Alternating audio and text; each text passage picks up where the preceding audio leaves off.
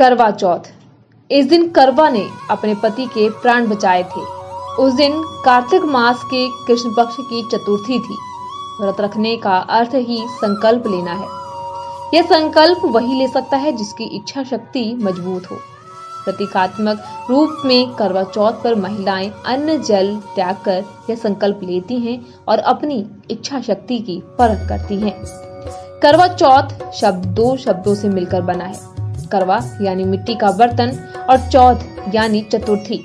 इस त्योहार पर मिट्टी के बर्तन यानी करवे का विशेष महत्व माना गया है। सभी विवाहित स्त्रियां साल भर इस त्योहार का इंतजार करती हैं और इसकी सभी विधियों को बड़े श्रद्धा भाव से पूरा करती हैं। करवा चौथ का त्योहार पति पत्नी के मजबूत रिश्ते, प्यार और विश्वास का प्रतीक है। बहुत सी प्राचीन कथाओं के अनुसार करवा चौथ की परंपरा देवताओं के समय से चली आ रही है।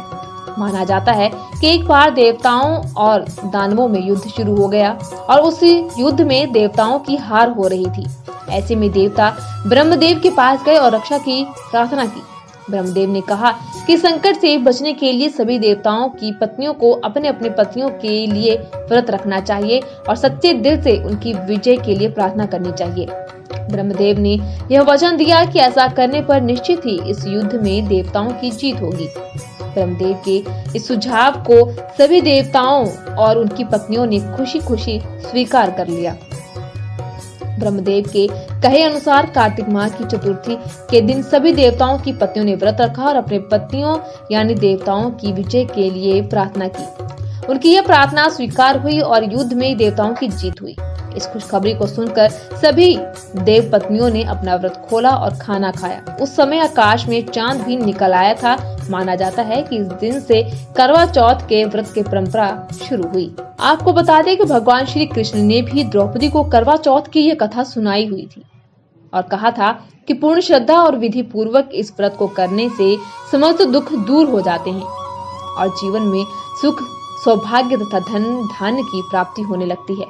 श्री कृष्ण भगवान की आज्ञा मानकर द्रौपदी ने भी करवा चौथ का व्रत रखा था और इस व्रत के प्रभाव से ही अर्जुन सहित 5 पांडवों ने महाभारत के युद्ध में कौरवों की सेना को पराजित कर विजय हासिल की थी। करवा चौथ के पूजन में धातु के करवे का पूजन श्रेष्ठ माना गया है। यथास्थिति अनुपलब्धता में मिट्टी के करवे से भी पूजन का विधान है। ग्रामीण अंचल में ऐसी मान्यता है कि करवा चौथ के पूजन के दौरान ही सजे धजे करवे की टोटी से ही जाड़ा निकलता है। करवा चौथ के बाद पहले 2 रातों में धीरे धीरे वातावरण में ठंड बढ़ती है और दीपावली आते आते दिन में भी ठंड बढ़नी शुरू हो जाती है। व्रत रखने वाली स्त्री सुबह नित्य कर्मों से निवृत्त होकर स्नान एवं संध्या आदि करके आचमन के बाद संकल्प लेकर ये कहे कि मैं अपने सौभाग्य एवं पुत्र पौत्रादि तथा निश्चल संपत्ति प्राप्ति के लिए करवा चौथ का व्रत करूंगी। यह व्रत निराहार ही नहीं अपितु निर्जला के रूप में करना अधिक फलप्रद माना जाता है।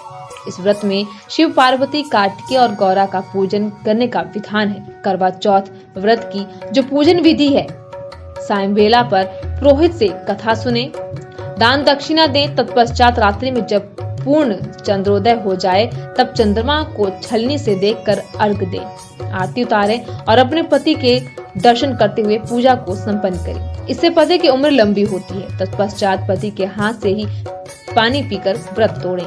यह भी कहा जाता है कि जब चांद निकलता है तब सभी विवाहित स्त्रियां चांद को देखती हैं और सारी रस्में पूरी करती हैं। पूजा करने के बाद वे व्रत खोलती हैं और जीवन के हर मोड़ पर अपने पति का साथ देने का वादा करती हैं। चंद्रदेव के साथ साथ भगवान शिव, देवी पार्वती और कार्तिकेय की भी पूजा की जाती है। माना जाता है कि अगर इन सभी की पूजा